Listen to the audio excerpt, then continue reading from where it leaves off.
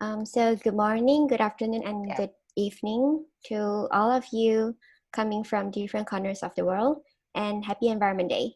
So I am Ashley Young from Buddhist Foundation, and I will be moderating the session today. So first of all, I would like to thank you all for joining the webinar entitled Restoring Nature, Interfaith Perspective and Call for Action. So we're going to have a directed discussion focusing on the Asia region today. World Environment Day is celebrated on the 5th of June every year since 1974. This year, World Environment Day calls for urgent action to protect our biodiversity, which encompasses more than 8 million species on the planet, the ecosystem they inhabit, and the genetic diversity among them. And in the last 50 years, humans' increasing demands have pushed nature beyond its limit, and nature has sent us messages and cries for help through various events. Like we have cyclones, bushfires, locust infestations, and now a global disease pandemic. So it is really a time for us to act. 2020 is undeniably challenging, but it also marks the celebration of the 5th anniversary of Sustainable Development Goals, the 5th anniversary of Laudato Si, 50th anniversary of Earth Day, and the 75th anniversary of the United Nations. Therefore, this year is very critical to reflect on our progress and challenges, and to strengthen our actions and commitments to in realizing a more sustainable world for all. As a faith-based organization working on environmental protection, Buddhist Foundation is very grateful today to have various professionals from different religion and organizations to share with you all about the role and importance of faith and religion in securing our environment and conserving the nature. And today we're going to let the audience know what can people of faith do to live in harmony with the earth. So you will be hearing from different faith and expertise today, and there will also be a message from a youth representative regarding to the World Environment Day. So let's start our event today and welcome all. So our first agenda today would be a mini prayer session in solidarity for those affected by the COVID-19 pandemic, as well as the latest civil unrest happening in the United States in response to racial injustice. I would like to invite all of you to join us in a moment of silence to pray for reconciliation and peace. Let us put our palms together, or you can put your hands on your lap, or just follow any way of your usual praying. And let's pray for a minute.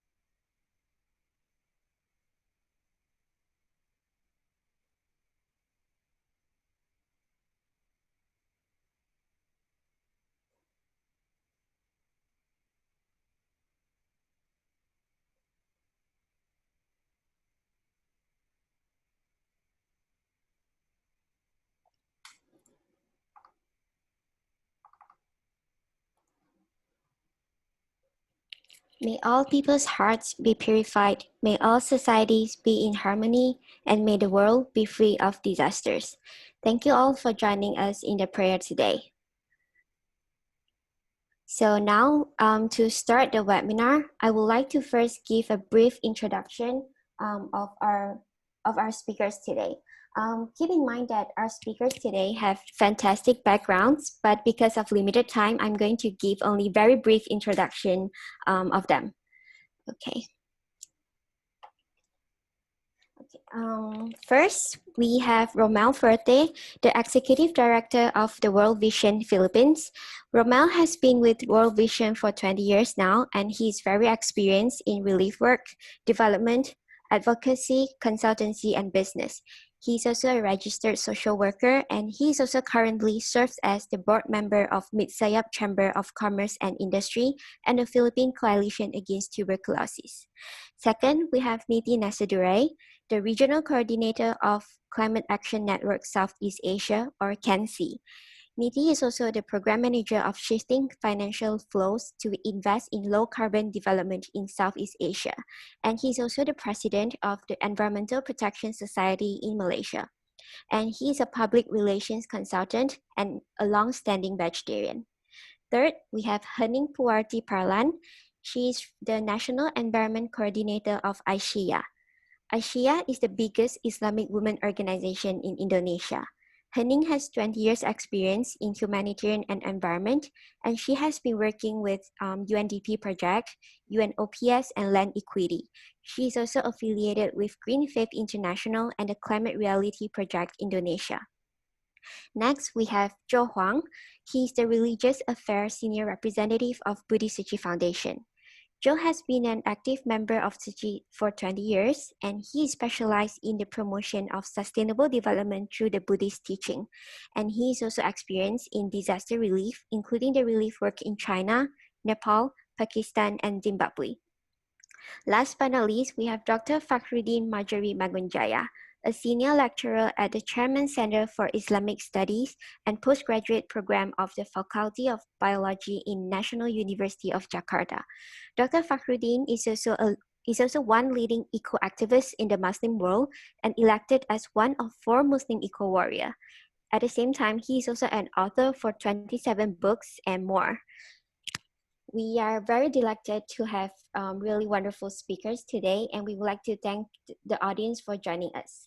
So before we hear from our speakers today, we are very grateful to have a special video message from the Vatican Dicastery addressed by Father Jostrom Isaac Kuritadam. So let's first watch the video. Good morning to you all from the Vatican, and please allow me to bring you best wishes, greetings, and prayers from His Holiness Pope Francis. I would like to congratulate the Soji Foundation and their partners for organizing this beautiful event to mark the World Environment Day.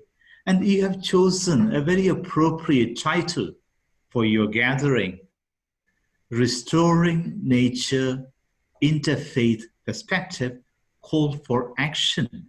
And I would like to share with you just 3 simple reflections based on the title of your meeting. First of all, restoration.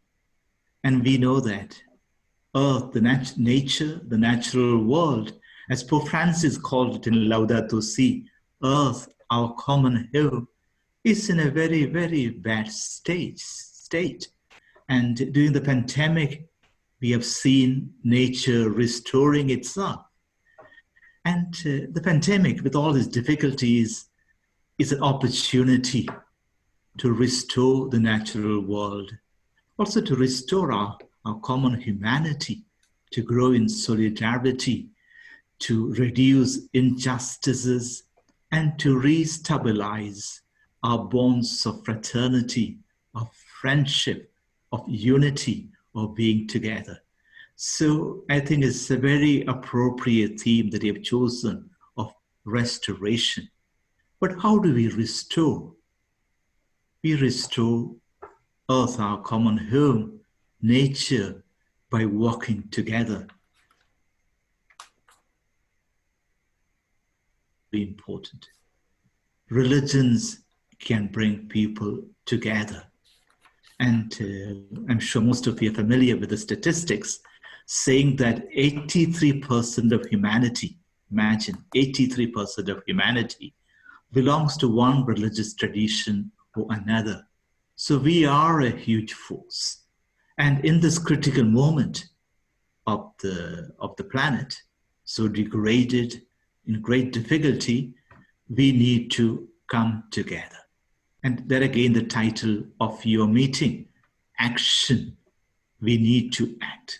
It's important to reflect, but reflection should lead to action. And this also the urgency element, with the climate crisis in 2018, they told us that we have something like 12 years to save our climate, our planet, our humanity.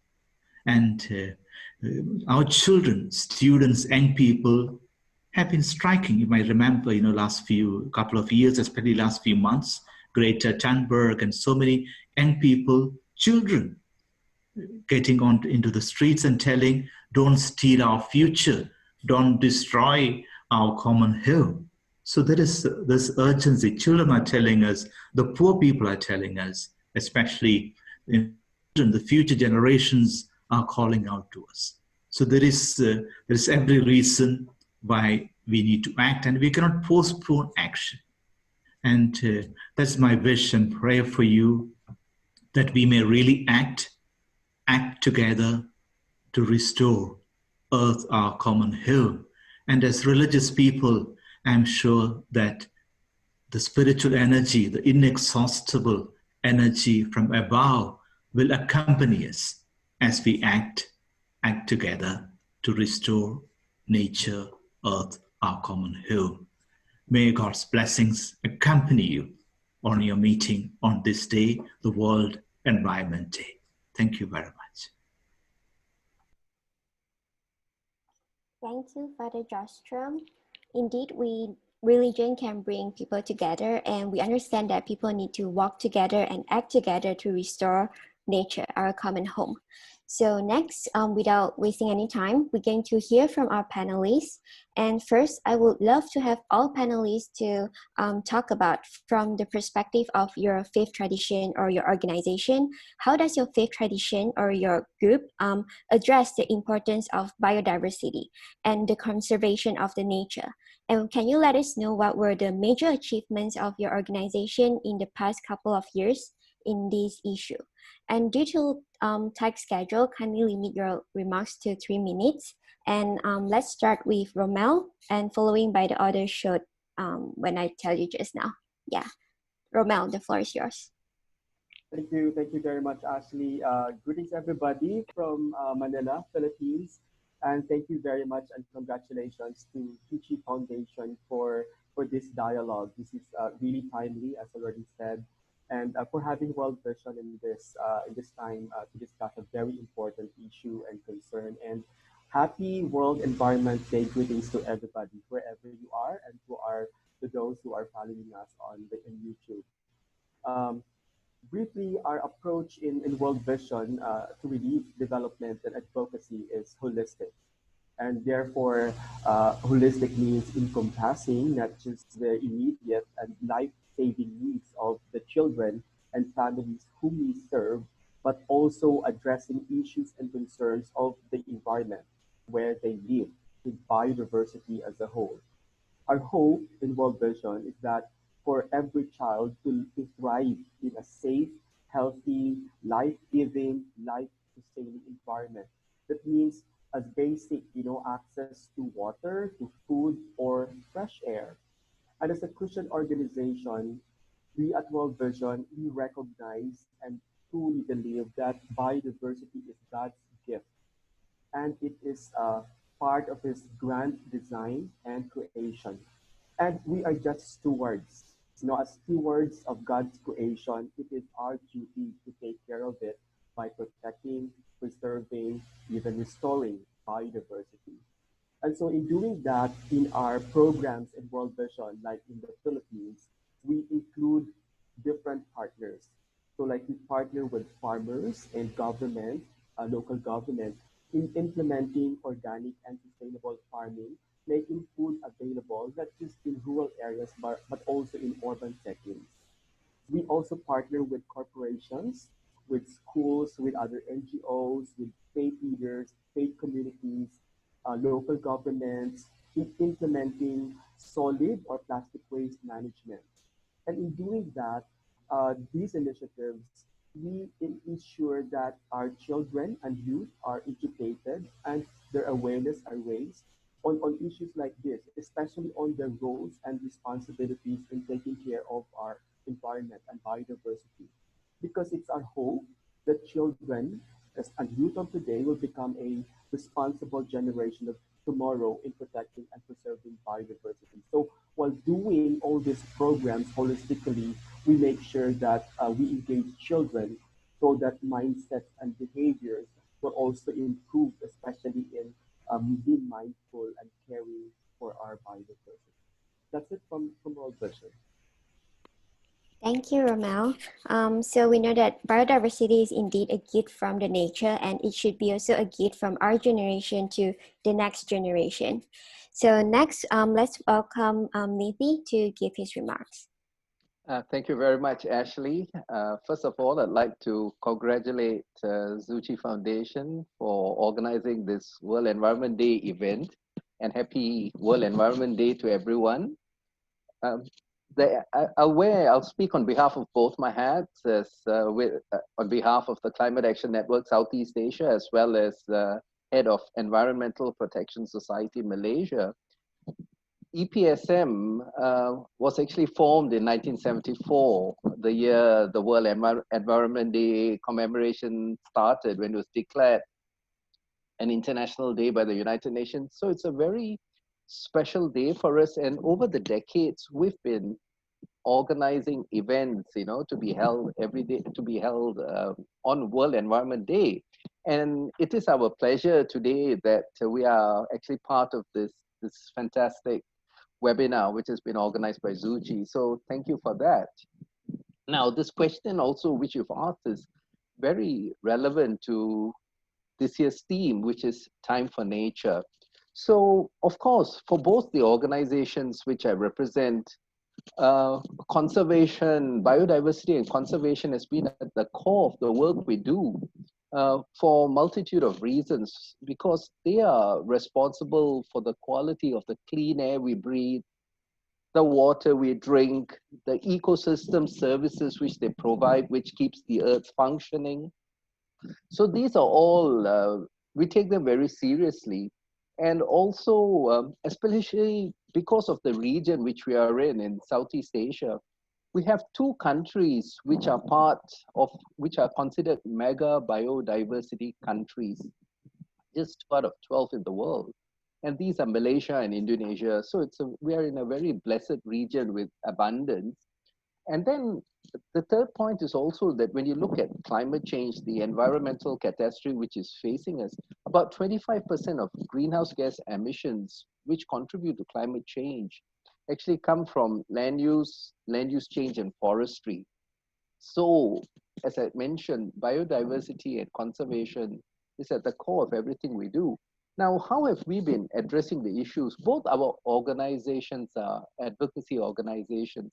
So we advocate, we do campaigns, we engage we use the media to raise the issues, we monitor transgressions which are being done against biodiversity and conservation, and raise them with the relevant agencies.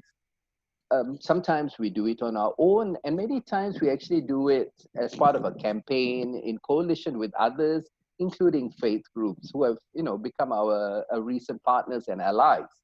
So when you ask also, you had asked, what are the achievements? In terms of achievements, I'm afraid to say the record is not good. So if you look at the Living Planet Report 2018, it says that in the last 50 years alone, 60%, there's been a 60% in biodiversity population sizes worldwide, with species loss particularly prominent in the tropics. This is very alarming. So, 60% of biodiversity loss is a shocking amount in a very short period of time, considering, we've been present for hundreds of years, thousands of years. So, well, be that as it may, we in EPSM and CAN Southeast Asia will still keep on pushing the agenda for protecting biodiversity and conservation by engaging with our governments in collaboration with other non-state actors at the national levels, at the regional levels through intergovernmental bodies like ASEAN, and at the global level through platforms provided by the United Nations to push the agenda. We will form coalitions of non-state actors to increase our voice and to make our voice heard. Now, the emphasis on nature-based solutions as a solution to climate change as part of the negotiations on climate change being organized by the United Nations it's a positive development. The emphasis for nature as a means of addressing climate change. And this is something we are also actively promoting we were promoting through our work on climate change at the United Nations level. Thank you. Thank you, Mithi. So I think in addition to Happy Environment Day, we should also say happy birthday to EPSM. Yeah, this year is like also the birth year of APSM. So in your remarks, you and Ramel both talk about partnership, engaging different stakeholders in our programs to protect the biodiversity. I think it's really important because partnership could amplify the effectiveness of the solution. Yeah. And for the third remark, we're going to hear from Joe. Joe, the floor is yours. Okay, so esteemed speakers, our online friends and colleagues, moderator Ms. Yang, greetings. My name is Joe Huang, and I'm very honored to represent Buddhist Soji Foundation to share with you how Soji address the importance of biodiversity and conservation, as well as our major achievements in the past couple of years in this area. First of all, Buddhist Soji Foundation was founded in Taiwan by the Venerable Dharma Master Cheng Yen more than 50 years ago, based on the principles of compassion and relief, focusing on the four missions of charity, medicine, education, and humanistic culture. Through the past half century, Soji members and volunteers worldwide had grown to more than 10 million people and had carried these core values to serve more than 110 countries and regions in the world, assisting in local charity, humanitarian relief efforts, while constructing hospitals, medical clinics, schools to help with community building efforts worldwide. Exactly 30 years ago, so this will be the 30th anniversary for us, exactly 30 years ago in the year 1990, addressing the garbage and waste problems faced by many countries and communities in the world, Dharma Master Cheng Yen initiated the Environmental Protection Initiative in the Soji Foundation, calling for all volunteers to action, to use our clapping hands to recycle. And since then, that was 30 years ago. In the past 30 years, Soji environmental volunteers had grown to more than 100,000 members worldwide, establishing more than 10,000 recycling stations in the world and 500 environmental education centers in more than 19 countries. And what this does is it promotes the idea while letting people actually practice the environmental protection and recycling through their hands, not just through theory, but also through practice. And all this does, it helps sort and recycle the resources and educate the community about the need to protect our environment. In the year 2018, and I would like to bring out the PowerPoint number here because it's got the numbers and I'm afraid I might be botching it. So let me just bring up the numbers here through the PPT. So in year 2018 alone, we have totally recycled 81 million kilograms of all recyclable resources. And what that means is that all these materials, whether it's PET bottles, paper, or aluminum, weight, or plastic, etc., they're all combined to be 81 million kilograms. Now that might seem to be a lot, but I would like to bring the attention to two particular categories. The first category is the recycled PET.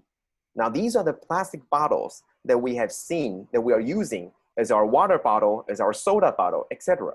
So recycling 3.8 million kilograms of these actually might not seem a lot since all the countries and communities use a lot of these. However, in comparison to the plastic bags that we have recycled, which is about 3.7 million kilograms, it's a huge amount of number. Because while each plastic bottle weigh about 10 grams. A plastic bag weighs less than 1 gram. And the reason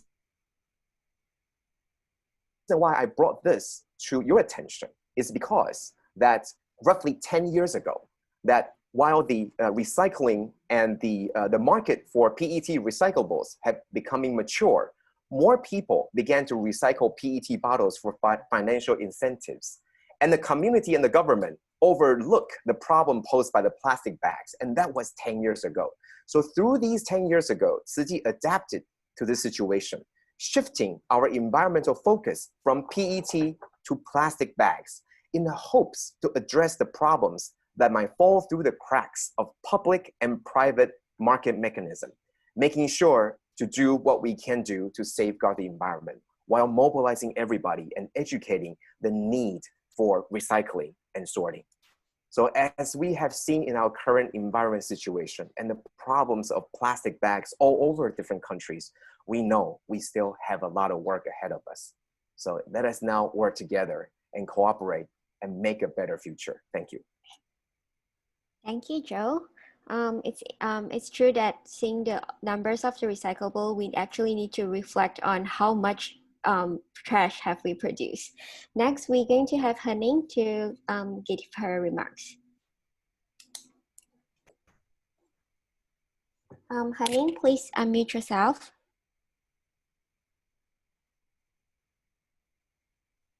Yeah, okay. Thank you very much.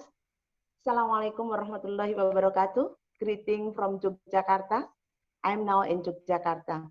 Yes, I'm represented by ISIA. ISIA is a biggest one of a big organization, Islamic organization in Indonesia. So we have more than 60 million members in around of Indonesia. So all of the members is a woman. So the spirit here, we started our spirit in the ISIA. That ISIA start with everything from the Al-Quran. So we know many people that in the world started a spirit with the Kitab Suci, like us, from the Al-Quran. So in the ISIA, we start everything from the Al-Quran and Al-Hadith. That from this, we translated how to action in the communities. ISIA have the environment division started 5 years ago from the Makassar. So from the started from 5 years ago until now, we have action many things. First, because of our members is very big, so we started everything from the awareness. Awareness for a woman is very important. How they can understand about the Al-Quran and Al-Hadith and translate it into action, because they are like in their mind, in their heart, they know that the Al-Quran and Al-Hadith state to save the environment, and they know it's very important to communicate with Allah or a God. And environment is the way to communicate with Allah. And in there, our program have started with the awareness.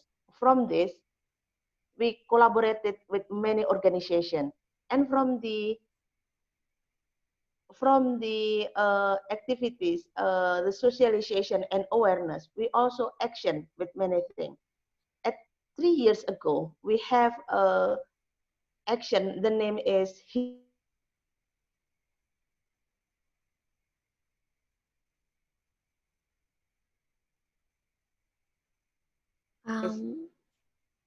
ranting. Okay. Ranting is a group at the field of the ISIA is planting.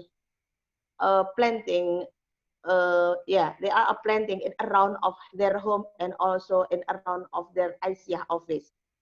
As you know, the ISIA not only a member with a woman, but also we have many hospitals we have many schools, and now we have around 10,000 kindergarten. So that is a kindergarten. We start also working with the teachers, how they are zero plastic in their school. So the big our program is first is about the hijau Indonesiaku, or green Indonesia. The second is zero plastic. Zero plastic have many activities. At the each of the Idul Fitri or Idul Adha that we have, uh, Idul Fitri without plastic.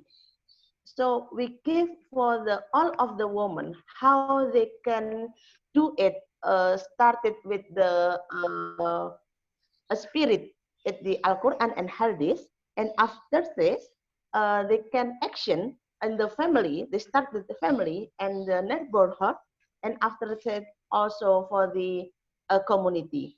It's the number second, and the third, we have the name is ngaji lingkungan. Ngaji lingkungan, it means that we work together with the ulama woman to give awareness more about the substance about it. So our message is action now, because word is mother, and we start a woman to do action. Thank you very much, and Assalamualaikum warahmatullahi wabarakatuh. Thank you, Henning. It's really great to hear that so many women, particularly women of faith, is leading the action. And next, we're going to hear from Dr. Fakhruddin. Yes. Good morning.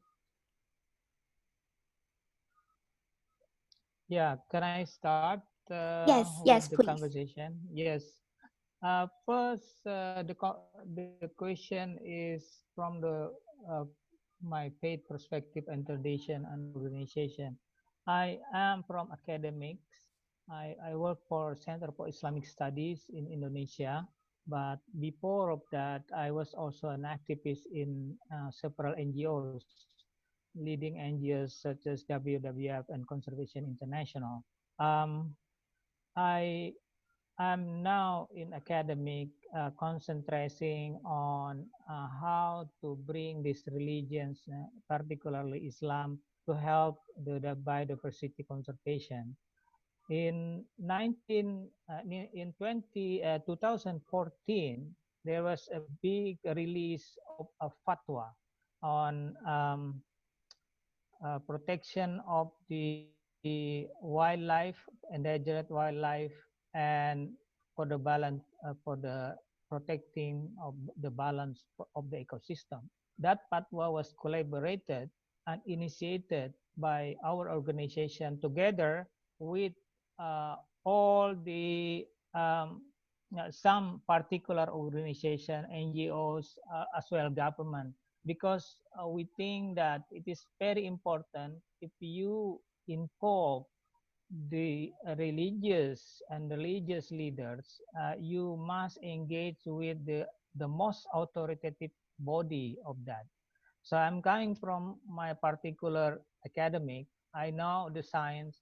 I know how to get connected with the text, but who will be helping us to implement to the followers? So we engage with Indonesian Council of Ulama, and then they willing to release this fatwa to help the other Islamic organizations like Muhammadiyah, Nahdlatul Ulama, all the Indonesian followers, because they are congregates together and working together with them using that fatwa, because they are very powerful. So far, we have in Indonesia about 6 fatwas regarding environment. So to do with this, we also to help the dissemination of the fatwa to the grassroots level, to cleric, to the imam, because we have like 800,000 masjid in all over Indonesia, and we train the imam regarding the fatwa, and we engage also with the particular conservation organization as governments authorities as well to engage with scientists in the local area. So we disseminate this and merging the faith with science together. So we also invited academic, we invited the ulama, the Islamic scholar to work together to enlighten our particular imam. Now we have trained thousands imam all over the region, as well in Malaysia, and I've been also trained imam in Nigeria. So this is quite worldwide already. And now we have an impact. Just last year, 2019, the ISESCO yeah, adopted a particular how to activate religious and cultural organization in helping the environment. I think that's what I'm going to tell. Thank you very much.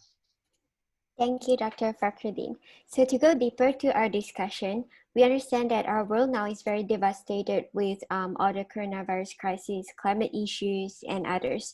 So facing the alarming situation of environmental degradation and climate change, along with the COVID-19 pandemic, which the negative impacts are beyond health and environmental issue, what actions should the faith communities do to prioritize, what actions should the faith communities prioritize to rebuild a better and a stronger nature as well as our humanity?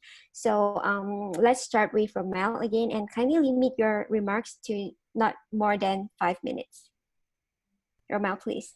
Yes, thank you, Ashley. Great conversation so far. This year, World Vision, we're celebrating our 70th year globally. We're 70 years, and in all those years at World Vision, faith leaders and faith communities are indispensable partners in our development and humanitarian programs and advocacies. And I really believe that the voices and actions of faith leaders, wherever they are in the world, greatly influence the mindsets and behaviors of our society. So in the midst of COVID-19 and the alarming environmental degradation and climate change, some actions that I thought of that the faith communities can do. First, all faith leaders must stand as one big voice. We have to stand together, that we have this responsibility to protect and preserve our environment. And let's use that one big solid voice to influence and move people to care, not just care, but really act on issues and concerns affecting our environment. Second, faith communities can also be on the front line in addressing environmental degradation and climate change. We can start really small, simple as simple concrete actions such as recycling or waste segregation in our workplaces, avoiding single-use plastic. I like what Joe presented on issues around plastic earlier, or start replanting, bamboo planting, or support sustainable agriculture in your area or in your community. And I really believe that if we do that, these small actions would have domino effect and would mean a lot because it shows the world, our communities that we are not just talking our talk, but we walk our talk. And lastly, faith leaders who are champions, like the ones here, if you're championing protection, preserving of biodiversity, should also influence others who may be not aware of, help them increase their awareness to partake in caring, protecting, and preserving our environment. This could be done in a series of dialogue, and that dialogue hopefully would resolve issues in a specific community so that faith leaders and communities would address them. Lastly, I must say these are easier said than done. It's a big challenge, but I think you can start small, and by just doing something and starting small, and just do it. In our own way, we can make that happen. Thank you. Thank you, Romel. I really like how you say that all faith leaders must stand together and give out as one big solid voices. So Niti, do you want to add on more about this? Yeah, yes, certainly, Ashley. We in Climate Action Network and in the Environmental Protection Society Malaysia have always had the highest regard for the faith groups and faith communities for a number of reasons. Their ability to influence tens of thousands, even millions of people, their ability to mobilize volunteers, again, across making thousands, the ability to mobilize thousands of volunteers who remain loyal and resilient, forever. And also they have specialized skills in fundraising. So these are core components of faith groups, and we have a lot of admiration for them. Now, I'll just digress a little bit. And in 2015, CAN in Malaysia organized this interfaith dialogue on climate change. And the whole idea was actually to bring in the faith groups to be our partners in advocating for climate change. And during the course of preparing for the meeting, we actually found that the faith groups had already been moving quite far ahead on climate change forever. For instance, there was a Hinduism declaration on climate change and a Buddhism declaration on climate change in 2009. And then we had the Islamic Declaration and the Catholic Declaration on Climate Change in 2015, all of which contributed to a successful outcome now known as the Paris Agreement in 2015. Faith groups played an immense role in that. So, and then we also had the Indigenous Peoples Declaration on Climate Change in 2011. So I offer 3 points in great humility because what I have to say is, already being implemented and acted upon by the faith communities expressed by Joe and Henning and Fakhruddin and Romel. They've been acting. So I will just offer three points in humility as to what the faith communities can prioritize. One would be promoting the concept of stewardship. Environmental stewardship. So I will use this anonymous quote: "We have not inherited the earth from our ancestors. We borrow it from our children." So this should be given more prominence, which is a responsibility that humans have over our natural resources, including all other living organisms. Natural resources bestowed must be used in a wise and equitable manner and protected and conserved for future generations. This should form one of the key aspects of religious teachings beyond that of human interrelationships. We believe that the major religions have an almost spiritual connection with nature, a reverence for nature that causes no harm to other forms of life. If there is spiritual reverence for nature embedded in the human heart, then surely there'll be no willful action that may cause harm to nature. It is about inculcating and embracing reverence into daily life. My second point to the faith communities is to reach out and work with other constituencies, including other faith groups. There are already so many groups out there working on building for a better and stronger nature, including conservation, environmental, youth, humanitarian, women's, workers, farmers, and indigenous peoples groups. So faith communities, by joining them and becoming a wider coalition, would contribute towards a very strong and powerful voice. Similarly, other groups we can engage with, other constituencies we can engage with include progressive city governments, individuals in state governments, academicians, and even some in the corporate and business sector. We need to seek ways to collaborate together. Individually, our voice may be soft. Together, we can make it raw. My third point is that it's leading by example. Our religious and spiritual institutions should become the living example for our vision. by making them as green as possible by planting trees and installing rainwater harvesting systems and solar panels, as well as composting and waste recovery centers, as well as other initiatives, and also post all these activities on social media.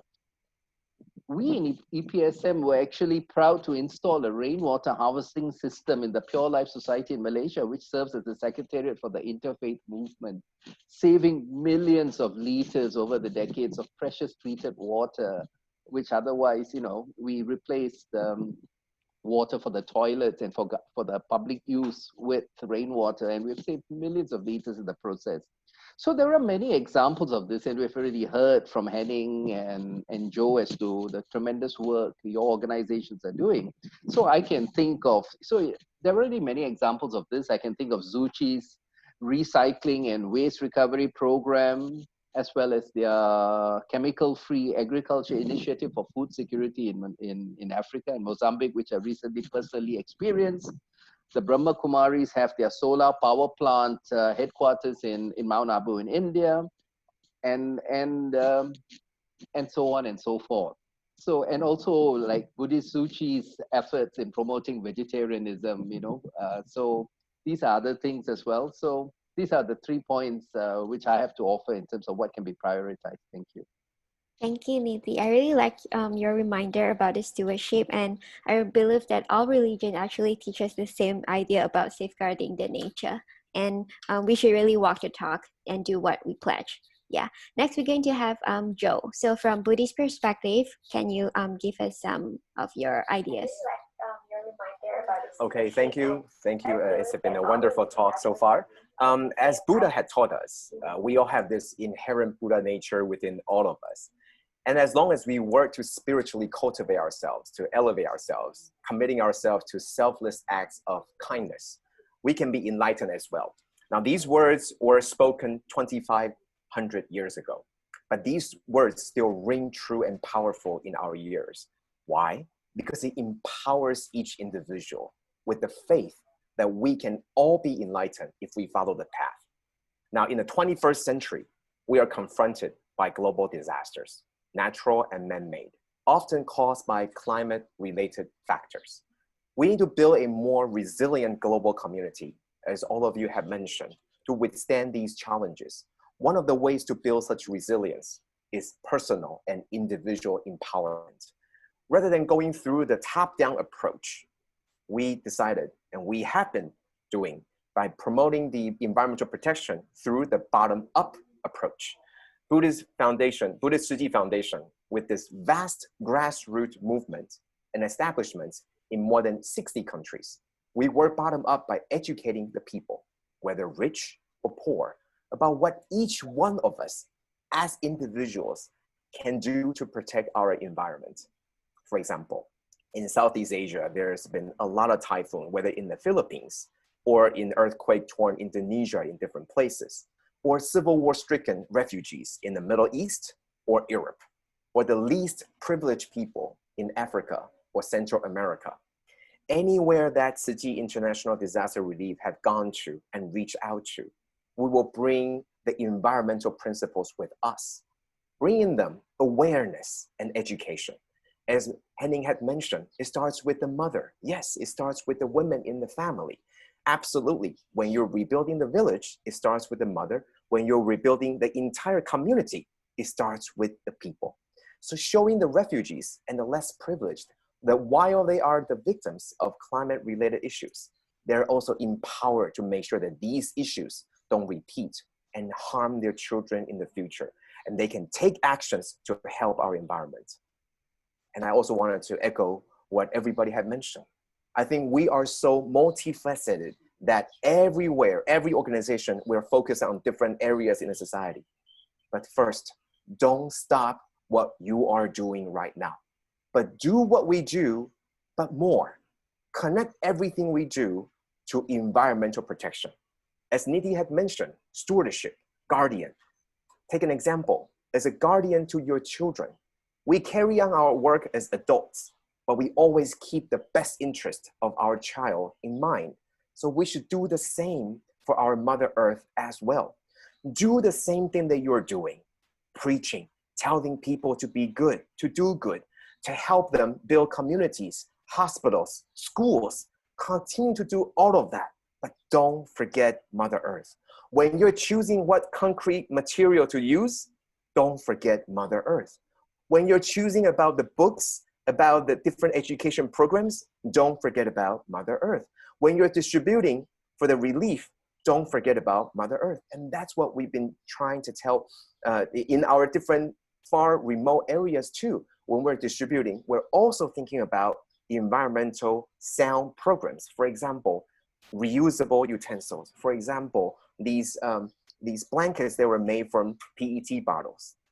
Meanwhile, in other areas of the world where resources are more abundant, our over 100,000 volunteers, they're engaged actively, daily, in recycling and educating. Most of these volunteers are over 65 years of age. And what that means is they are very deep rooted in the community, and they have many interpersonal connections. What we can do is to get these volunteers to actively educate, not just using their both hands to do environmental protection and recycling, but also preach and share and teach these things. I myself went to the recycling center, and you will be amazed every day that when you have all these different plastic bags, mountains of plastic bags, you couldn't differentiate whether they're PP, PE, or PV and how to sort all of those. But they do now.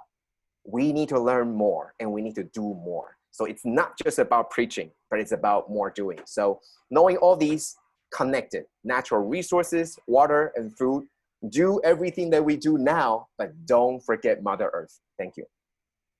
Thank you, Joe. I think your emphasis on personal action and community-based programs really resonates well with what the other speakers have said. So now let's hear from Hening from the woman's perspective. Hening, unmute yourself. Thank you very much. Now Jogja is heavy rain, so hopefully that everything fine. From our perspective, as remember that we start with our spirit. So we will start with the Surah Al-Ma'idah ayat 2. This is the name of ta'awun. Wa ta'awuna alal birri wa taqwa wa la ta'awuna alal ismi wal udwaini wa taqullah. Its meaning is, please help you in doing virtue and pity, and do not help in committing sins and transgressions. So that is the ta'awun, is basic teaching and moral of women in Islam.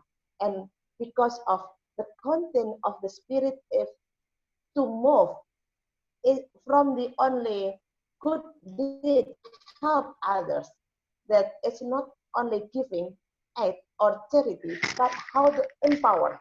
It means to empower the woman, empower the community, and save the environment. So regarding from the COVID-19, the ta'awun also helping each other, so not act immoral and violence to command of the religion. So the movement is basically with three principles. The first about the meaning how you doing. The second is action, and third is sustaining. So put sustaining at your action in everywhere, in everything. And also we can see here that the spirit of ta'awun at the ICIA, we action with the name of the resilient family.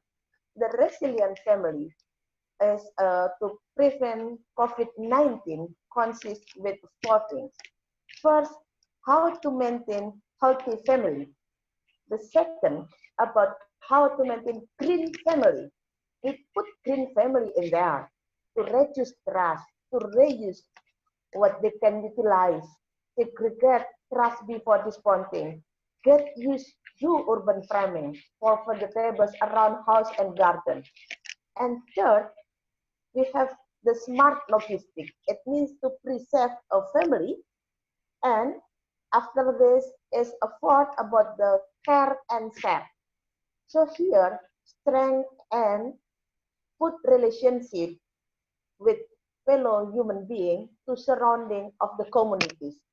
From this, we see that the woman or the mother can action starting from home, starting from their self to action to save the environment and to save their life.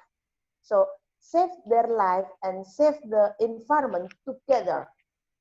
And at the last of our said that restoring nature, it means is save the generation because mother is safe, the action is safe for the life and also save the environment. Save Mother Earth, it means also save the generation. Thank you. Assalamualaikum. Thank you, Henning. I really like the idea of green family, and I think we can like add green, the word green, to everything that we are talking about. You know, like green economy, green hospital, green school. Yeah. So next, let's hear from Dr. Fakhruddin.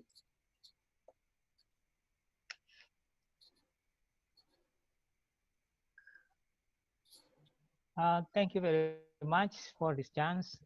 I would like to share that our religious community or faith group actually is older than this modernizations era.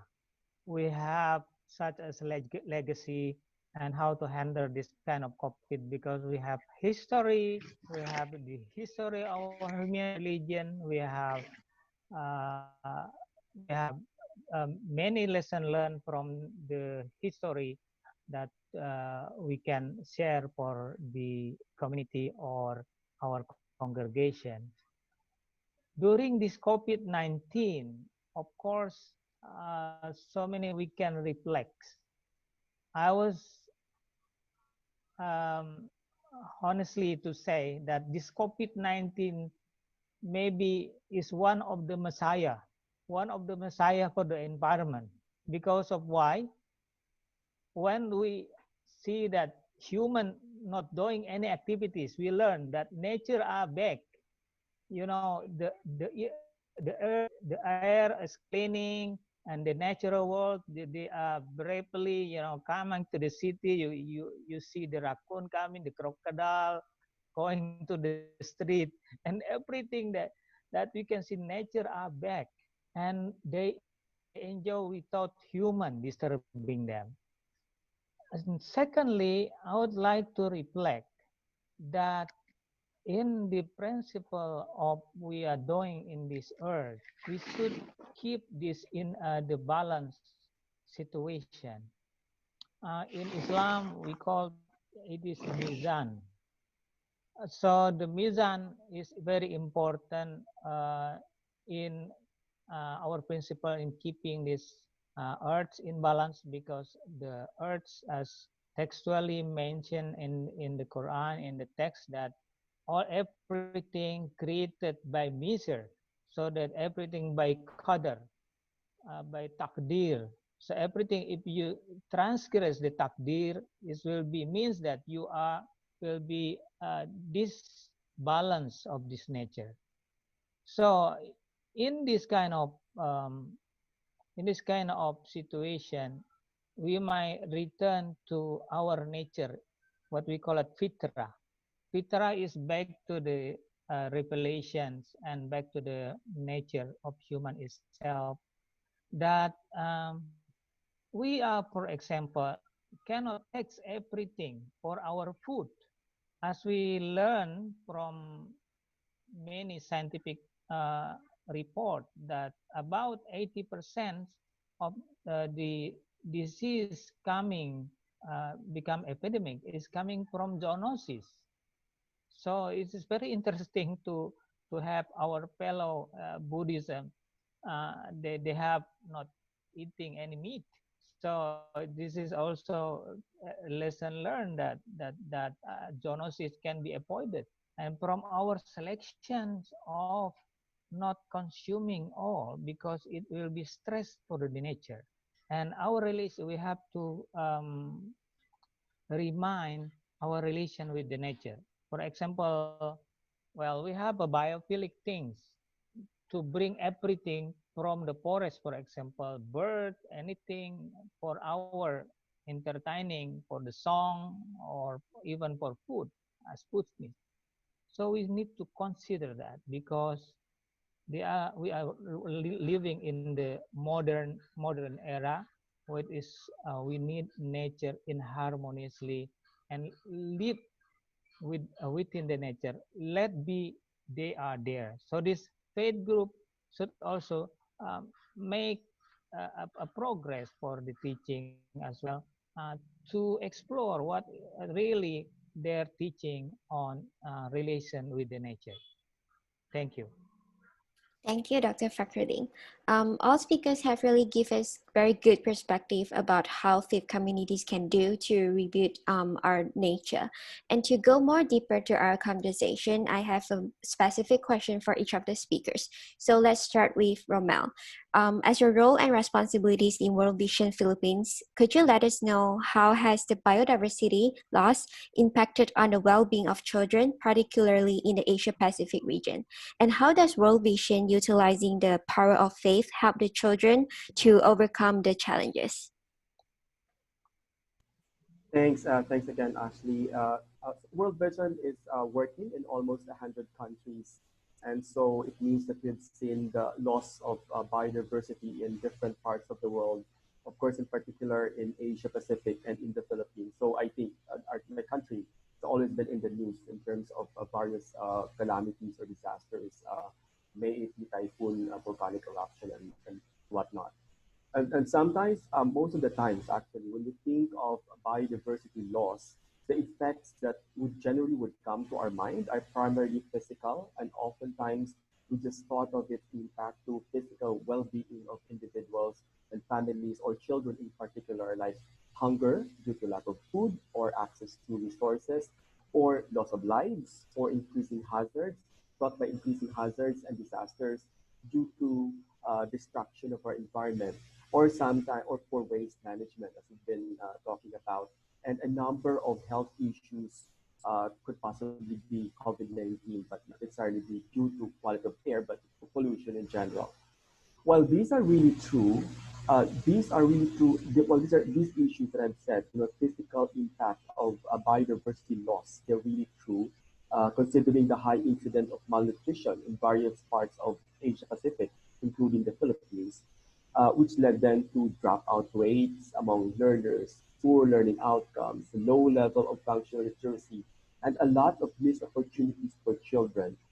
There is one more alarming and potentially have a deeper impact due to biodiversity loss, and oftentimes we overlook, and that is the spiritual impact of this among our children. This is crucial and really important to us for World Vision as faith-based organization to recognize as it is something that affects children's hope and dreams for a brighter and better future. Imagine a child living in a broken biodiversity. What would he think or she thinks of her or his future? So as World Vision, we listen to the voices of children. And in one of our listening exercises, children highlighted creation as one of the ways they become aware and conscious of God's presence. As they observe and experience creation, and they experience that awe, amazement, felt that amazement of creation, they also increase their knowledge and understanding of God. And through the expression of creation. So for us, it means, the feedback that the children shared to us means that when we nurture our child's spirituality, we need to understand that a child's faith in God can also be expressed or nurtured in her or his relationship with or view of the creation or the environment.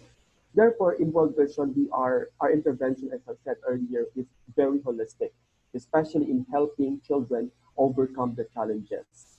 We teach children to care for God's creation.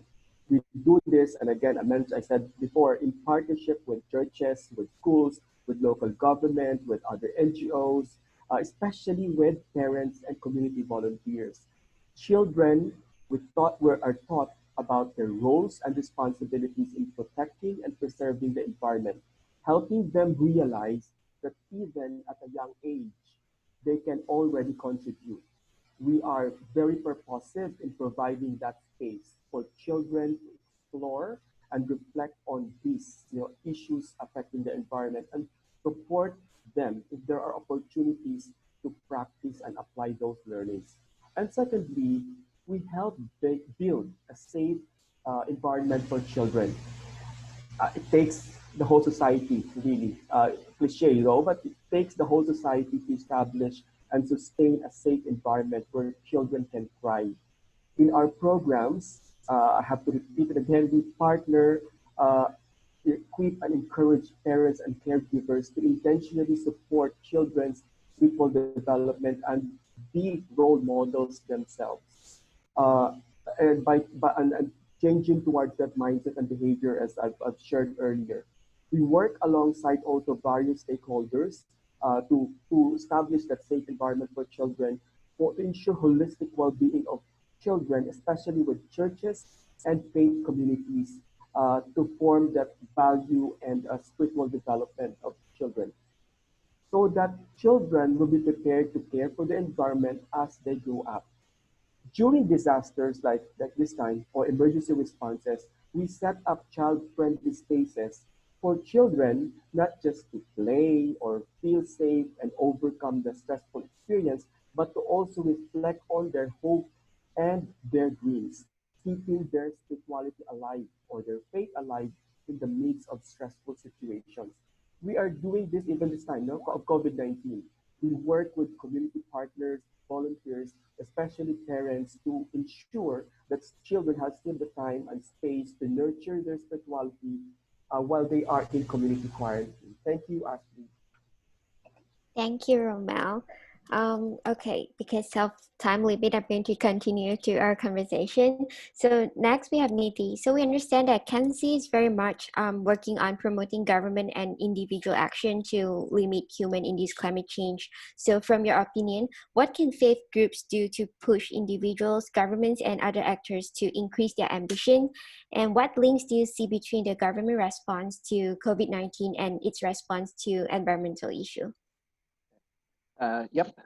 Thank you for the question, Ashley. So with regard to faith groups, one of the things they can do is mainstream education and awareness raising on climate change and biodiversity amongst your congregation and followers, in particular on how to live well within the ecological limits of one planet.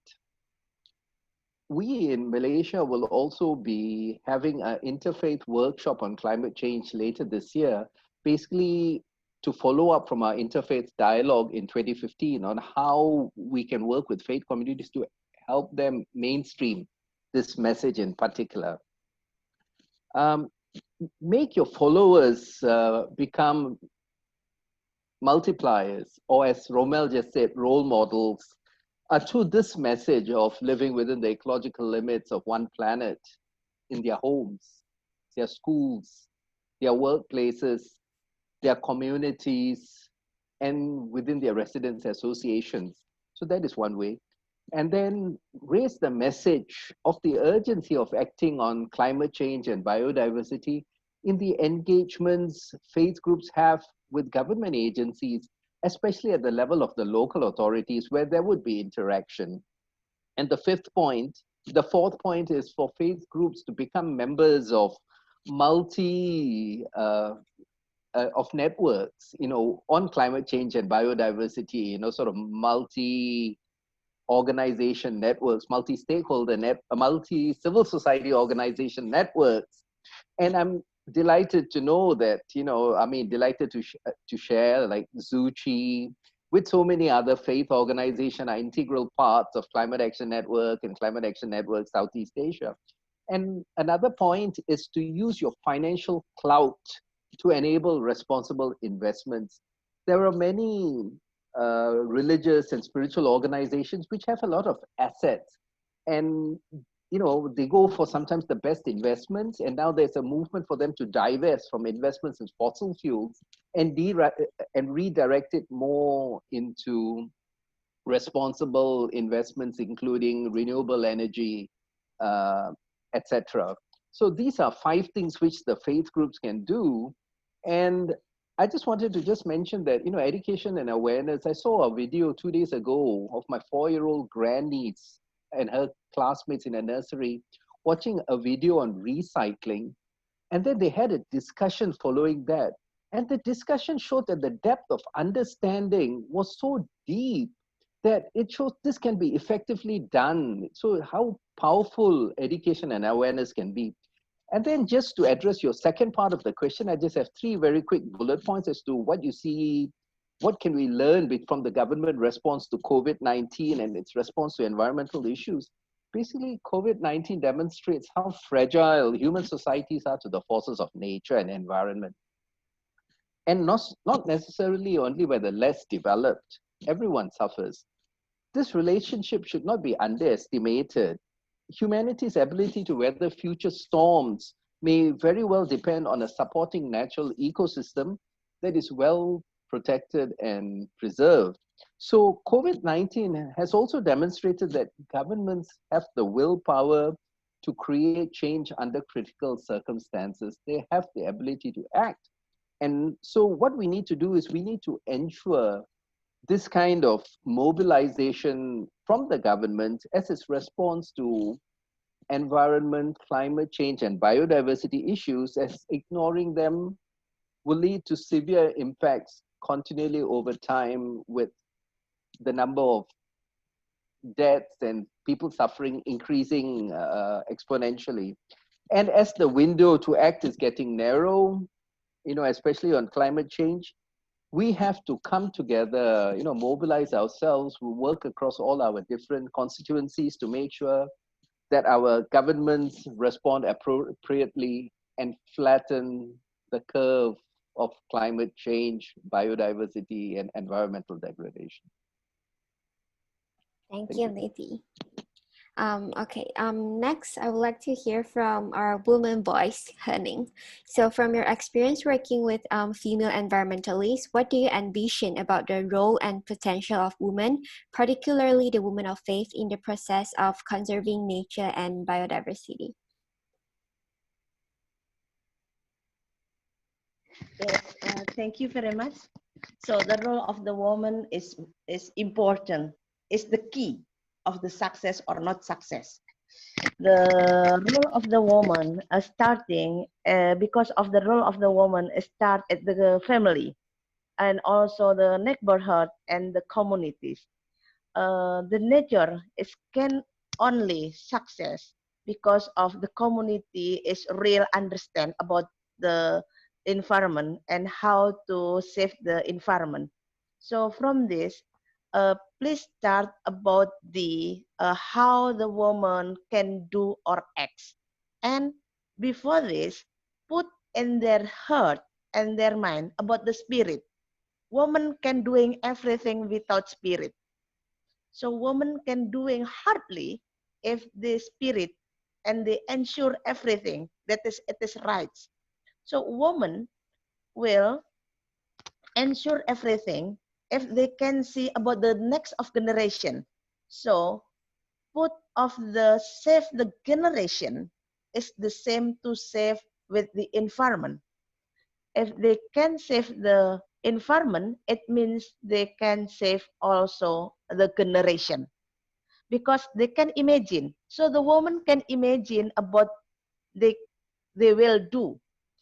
The first about how put about the spirit, and the second about how to understanding, and the third about the action. The challenge is some of the location is patriarchy. So the patriarchy is a part of the challenge. The second, some of the policy regulation is didn't put much about the role of woman. Please see in many country, please see in many local government. So the role of woman still limited at the policy. So that is the second of challenge. And the third of challenge is bring a woman in the everything. Put the woman and give them to participate, give them about how to thinking of the environment. And the idea is reflected of their life. They can act directly. If they just hear about the plastic, the example, every day, the woman going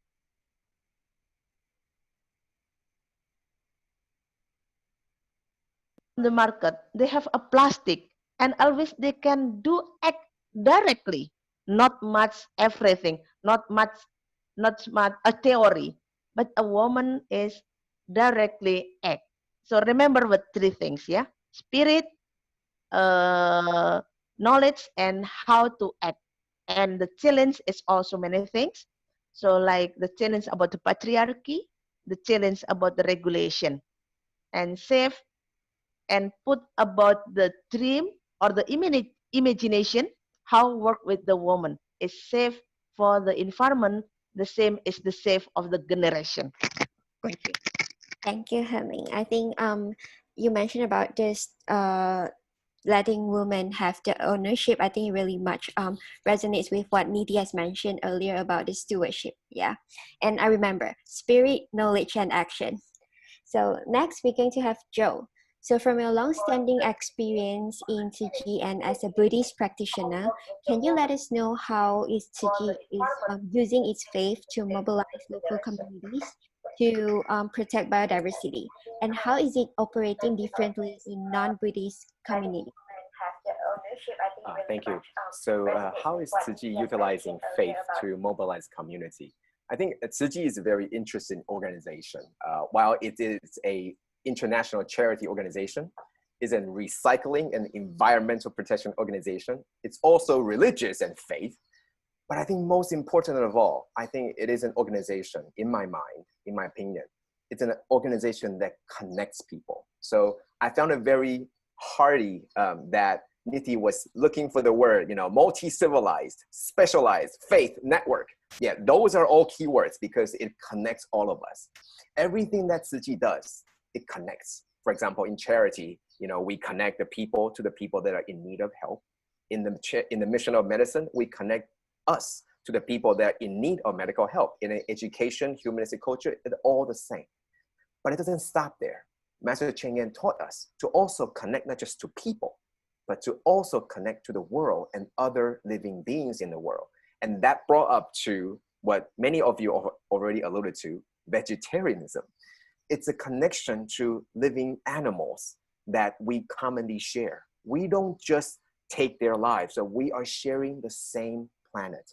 By consuming less meat and eating more plant-based diets, we're helping not just these animals, but we're helping ourselves, reducing the farm animals, directly impacting the methane that is released into the atmosphere. There's a very potent greenhouse gas.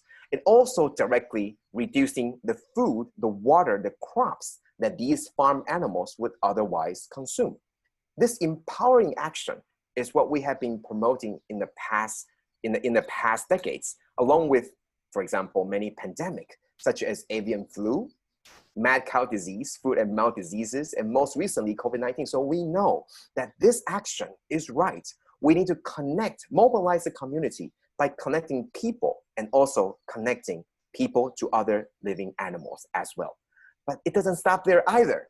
We need to connect to what Henning was talking about, our spirit, and that is connecting to our mother nature. So how are we, with regards to how we operate differently in non-Buddhist communities? We all share the same world. We might have our differences. I think it goes without saying we all look different, right? And we all think differently too. And we believe different deities, or we believe different doctrines too. But we share the same earth. We share the same sky. What Rama was talking about, or earlier talking about in Malaysia, because I think it was Nidhi, right? That in Malaysia, because of the movement control order, that now the pollution is less, that you get to see the blue sky, or what we see right now in LA, the sky is blue. Now, all these things, it's connecting to all of us. It's the same sky that we're under. It's the same land that we're walking on.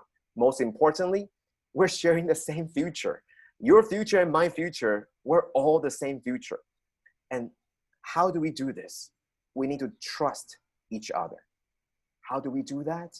By taking the role models, stewardship, many of you have already mentioned, but also action.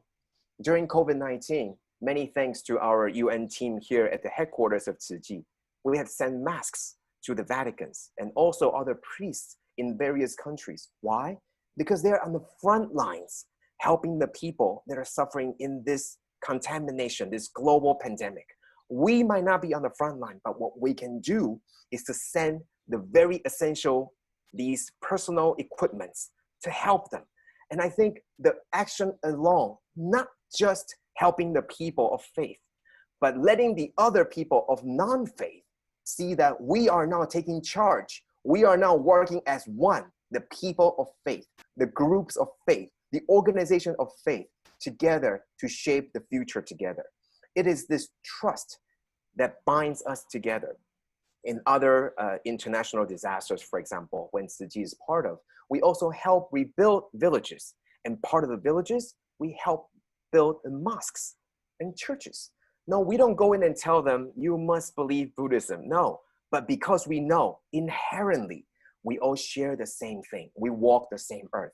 So connect to people, connect to other sentient beings by observing the vegetarian diet, connect to the world, build trust, and connect to everybody.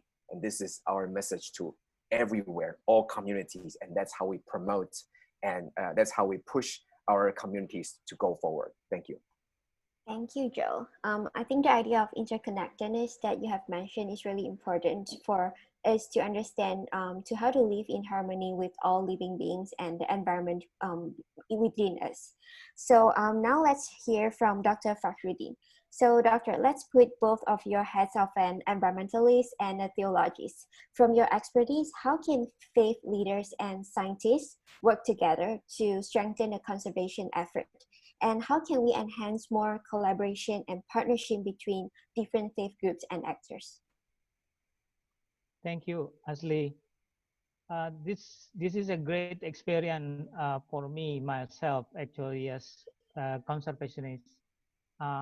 We will understand that they are interconnectedness. They are very important to have scientists together, sit together as well with the scholars. I've been following, maybe in last 15 years with the Interfaith group, where we can understand science as well, and also we should understand about the theological aspect of how to maintain our divine planet. And to me, to have a dialogue together with scientists, as well to put scholars together between the either the religious scholar in this matter. I've been usually put together the Islamic scholar together with the scientists. So as a result, you can imagine we then have this Islamic declaration on global climate change, released by the Muslim fellow in Turkey, not only involving the religious leader, but there are so many scientists there, and it is inspiring that since at the beginning we working through our loop of many scientists and also religious leader with the concept of the drafting of that very succinct declaration. So this is the way to work together. I think this is very important. The second question, how we can enhance more collaboration and partnership between different faith and group and others. We, as the results of the dialogue, we usually make a group of that. Either that interfaith group, like what we have in Indonesia, we have the Siaga Bumi. It contains of 7 religious groups have a dialogue together and share. And we also learn from others how, for example, calling for other to teach how to recycle the garbage, and how practically, we can learn from Soji, which have a great network and mobilize volunteerism in around the world. This will be a great example. And this is a great example as faith group as well, to increase the volunteerism based on their faith.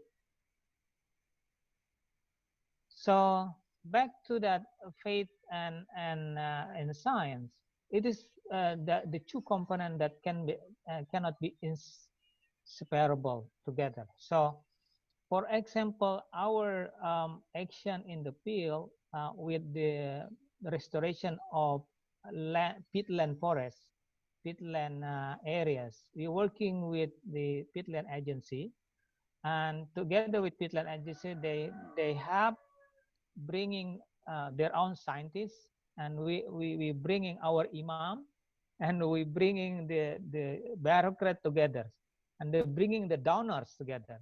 So that's why the way with the fatwa in it implemented with the imam, and we have scientists to measure and to remind us which one is very strategic to do, and also to make the transition of economic, how to avoid this farmer not again burning the peatland. So this is meaningful for that, and we make a significant change. So you can see now at last 3 or 4 years there's no significant burning at the peatland area. So this is a great lesson, and we've been as university measure that they are a little bit changing, but will be a significant movement to change the people behavior, because this is a work of between heart and the mind of the people, between heart and the mind of the people. So changing behavior is very, very important. We have science, we have changing heart and mind of people with our faith. Thank you. Thank you, Dr. Fakhruddin. I think we are really having a very good conversation today, and we talk about well-being of children. We talk about reflection from government action, women's empowerment, community-led implementation, and the collaboration between science and theology. And most importantly, all speakers are all emphasizing on personal action, which is really important. And because of time, I really wish that we can talk more, but maybe in the future. And now I would finally like to invite a youth speaker. So we know that youth is really important, as we are the leaders for today and future. So we have Xingxian Gan. She is a Malaysian, and she's a youth representative from Soji Collegiate Association, and she's also a student in Soji University, majoring in human development and psychology. She has coordinated environmental protection project in school campus and has further extended to the community around it. So let's welcome Xingxian. Happy Environmental Day and good morning to fellow speakers and audiences. My name is Xingxian Gan, and I'm a youth representative from Buddhist Foundation. Today, I would like to give a few messages to all from the perspective of youth. The earth is where we live, is where our home is. As a youth, a citizen of our Mother Earth, why shouldn't we care about our environment? To fulfill our needs, we have caused a lot of negative impacts to our ecosystem, changing the way it used to function.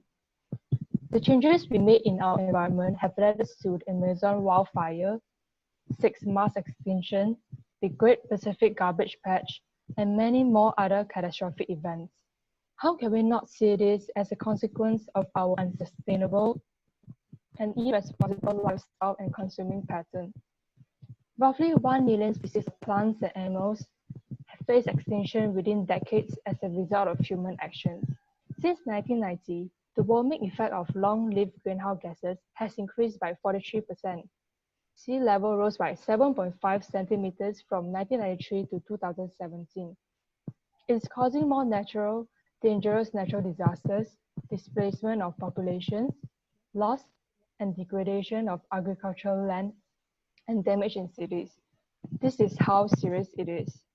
Hence, We have to shoulder the responsibility of protecting and conserving our nature, because we are the ones who cause the damages, the one who can actually reverse the situation, and no one is an outsider. Last year, me and my friends started to realize how serious the environmental issue could affect all forms of life. So we started to promote and talk more about the issue and its possible solutions in school. We understand that we need more and more people to recognize the problem that we are facing. Hence, we started to walk out of our campus, try to reach out to more people in the community. But things are not harder than we assume. We found out that many people underestimate the importance of environmental protection, even staying aloof from our environmental issues. But what's worse is that people even underestimate their ability to change the current situation. We are disappointed, but we are never giving up. We believe that all individual action could contribute a huge difference through the adoption of plant-based diets, reduction of carbon footprints, transformation to zero-waste lifestyle, by living simply and more sustainably. Even though there may be many corporations and organizations that are acting out on environmental protection and nature conservation, we are not going fast enough, not faster than the pace of destroying it. Therefore, all individuals must take action, and the time to act is now. By simply raising more awareness and acting more about it, we can change the situation. We can make people realize more and more about the issue, creating trends, making people see the elephant in the room. And lastly, to make each one of them believe that they will contribute a difference. We might not be able to change the past, to save the lives that we have already put at risk, but we can prevent more of it from happening. By nurturing love, gratitude, and respect, we could realize how to coexist with the earth and to live in harmony with all living beings. Animals are as deserving of respect and empathy for their right to live as human beings. Believing that all living beings are equal, none of them are intended for human consumption, and their values should not be defined by it as well. Today, I urge every one of you to start taking concrete actions, to live what you advocate, and join us in adopting an environmental friendly lifestyle. Thank you. Thank you so much, Xing Xian. At the end of her speech, she encouraged everyone to take action, which has perfectly led us to the final part of our event today. I know we are like losing time, but I still would like to invite our speakers to call for an action. So tell our audience what can they do in order to restore the nature. Kindly limit to 1 minute each, and let's start with Romel. Yeah, I'll try my best.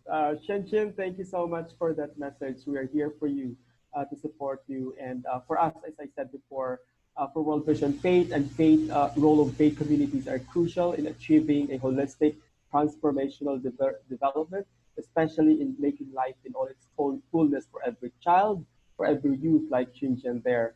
And it really takes the whole world, all of us, to make it happen. So we call on everyone, wherever you are in the world, that let us work together, be united, unite our voice, our efforts. This will start from each of us, as we said, in our homes, in our communities, with our governments, with faith leaders, and let's not stop until everyone is involved. Thank you so much again, Kishi Foundation, for making World Vision part of it. Thank you. Next, we have Niti. I will end with the re-quoting. We do not inherit the earth from our ancestors. We borrow it from our children. So we have to do everything within our power to protect it by living well within the ecological limits of one planet, which is very specifically, we need to reduce our consumption. And thereby we can hand the planet over to the next generation without compromising their ability to meet their own needs. Collectively, we can and we must make this happen. It's been my pleasure and honor to be with all of you on this panel today. It's been a delight. Thank you very much. Thank you, Niti. Let's have Joe. Yes, let me start by saying thank you all. And I would like to quote from Master Cheng and also. She said, "Take your steps gently for the fear of hurting the land." It's very poetic, but it's about footprint, physical footprint or carbon footprint. What kind of footprint do we want to leave today? The path that we share today at this moment, will echo in eternity. Such an echo. Remember, I'm sure we all heard the rooster in the background. I'm sure it's a wake-up call to all of us, right? There's a rooster in the background telling us, wake up, while Xinxian was talking. So we need to talk more, but also do more, and together, building the trust across faith, starting cooperation across beliefs. So Mr. Ramo, in the Philippines, let's connect you to our Philippines chapter. And Niti in Ken C, let's work together. Heading in Indonesia, we have a great chapter in Indonesia. I'm sure we're already connected. So let's not stop talking here when the clock strikes 12, when everybody becomes pumpkin again. No, we don't stop. We continue, right? And Dr. Faruchin, let's connect it to the Indonesian scientific community. And together, let us not just let this be a drop in the water, but let this be an echo that will forever be in eternity, starting at this point. Thank you all. It's been my pleasure. Thank you. Thank you, Joe. Henning, your call for action. Okay, mothers in the world, wake up. Please, action now. Call your heart, call your family, call your neighborhood, and stand up. You have a spirit, you have a breath, you have energy, and save your environment, save your family, save your generation. Starting now, not tomorrow, starting now, your action rewrite you, and remember to connecting with others. So wake up like you woke up in the morning, starting now and today. Thank you. Thank you, Henning. Last, we have Dr. Fakhruddin. Thank you. I would like to quote verses of the Quran that when you're doing something, you should do what is you thinking is best. What we're doing for environment is always not sufficient. If we collectively working together, sometimes they are burden from the others. So, i'malu fasayarallahu amalakum wal mu'minun. And you have to do what you think you are best on that, and God will be is saying you as well, and follow. This is the important thing. We need a pioneer. We are here, I think, more than pioneer. Romeo, we have Joe, we have Niti, we have Henning, we have Zin, we have Deborah, we have Ashley. They are all pioneers here, and do it persistently, and the other will follow. Don't wait anything, like Henning say. Thank you very much. Thank you for this great morning. Thank you. Thank you all to our speakers and also our audiences today. I hope everyone have a really fruitful session, and I hope that everyone can also start taking action. And I would like to thank you once again to all speakers, and happy Environment Day to all. Thank you for joining us today.